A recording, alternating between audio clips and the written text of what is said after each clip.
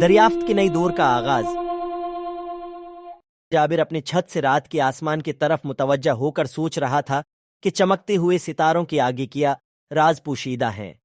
اس کا دماغ امکانات کے ساتھ گھوم رہا تھا، پھر بھی اس کے چھوٹی سے گاؤں نے فطرت کے رازوں کو جاننے کے چند مواقع فراہم کیے تھے۔ اسے بہت کم معلوم تھا کہ اس کی زندگی غیر معمولی کے لیے ایک موڑ لینے والی ہے۔ ایک صبح ایک فوری ٹیپ نے جابر کو جگایا۔ ایک سوداگر نے اسے ایک باریک ابھرا ہوا خط دیا جس پر خلیفہ کے شاہی مہر تھے۔ موم کو توڑتی ہے جابر کے ہاتھ کانپنے لگے۔ اس خط نے انہیں بغداد کے ایوان حکمت میں علماء کی ایک اجتماع میں شرکت کی دعوت دی۔ وہاں اسلامی دنیا کے بہترین دماغوں نے علم اور تجربات کے ذریعے فطرت کے اسرار کو کھولنے کی کوشش کی۔ جابر کا دل دھڑکنے لگا۔ ایسی معزز علماء سے تعلیم حاصل کرنے سے اس کے خواب پوری ہوں گے، لیکن سفر طویل تھا اور جابر کے پاس پیسے کم تھے۔ سوداگر ہنس پڑا۔ اسکالر بھوکی دماغ والے متجسس طلباء کی خواہش کرتا ہے، خواہ وہ دولت کچھ بھی ہو، اور اس طرح جابر نے حیرت سے گونجتے ہوئے اپنی مہم جوئی کا آغاز کیا۔ ہر شہر میں لوگوں نے اس کے تلاش کے بارے میں سنا اور غیر متوقع مہربانی کی پیشکش کی۔ ایک مہربان اجنبی نے اسے ایک مضبوط گدھا دیا جس نے جابر کو حیرت میں ڈال دیا۔ جب وہ سفر کے دوران آپ چابی گانے کا شوق رکھتی تھی، ہر مہربانی سے جابر کا جذبہ بلند ہو گیا۔ آخر کار بغداد کی سنہری گنبد افق پر نمودار ہوئے۔ جابر کا دل دھڑکنے لگا جب وہ وہاں موجود عجائبات کو اپنی منتظر تھے۔ وہ ان دانشمندوں سے بہت کچھ سیکھتا، بلکہ اپنی جوانی کی حیرت اور جستجو کی فطرت کو بھی بتاتا۔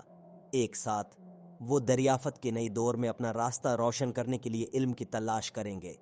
ہائوس آف وزدم پہنچ کر جابر نے دنیا کے کونے کونے سے آئے ساتھی طلباء سے ملاقات کی۔ وہ سیکھنے کے لیے اتنی ہی بیتاب تھی جتنے کی وہ تھا، اور ان کا جوش متعدی تھا۔ گروپ تیزی سے بندھی ہوئے، خیالات کا تبادلہ کرتے اور مساوی انداز میں ایک دوسرے پر مذاق اڑاتے رہے۔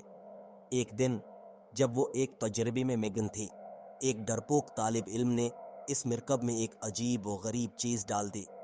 نتیجہ ایک رنگین دھماکے تھا جس نے تجربہ گاہ کو ایک عجیب بو سے بھر دیا اور ہر ایک کو ہنسی کی آواز میں چھوڑ دیا۔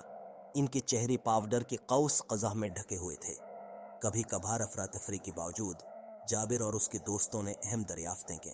انہوں نے دوستے، تجسس اور مزاح کا جذبہ پیدا کیا جس نے اپنی آس پاس کی ہر فرد کو متاثر کیا۔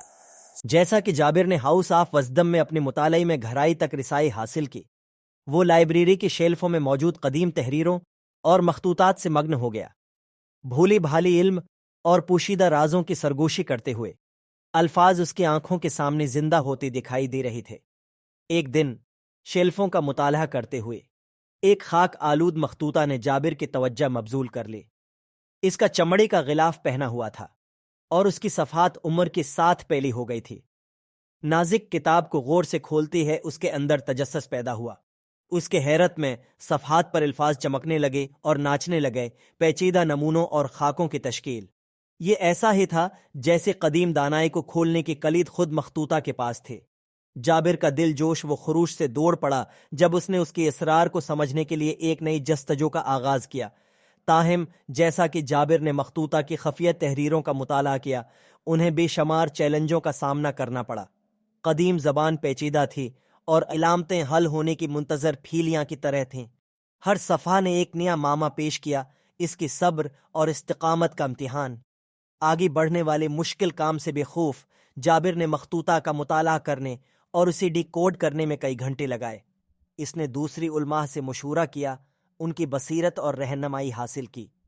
ایک ساتھ انہوں نے علم کے ٹکڑوں کو اکٹھا کیا، آہستہ آہستہ متن کے اندر چھپے رازوں سے پردہ اٹھایا۔ ایسی لمحات تھی جب جابر نے مایوسی اور مغلوب محسوس کیا، سوال کیا کہ کیا وہ اس مخطوطہ کی گہری حکمت کو کبھی سمجھ پائے گا، لیکن اس نے ہار ماننے سے انکار کر دیا۔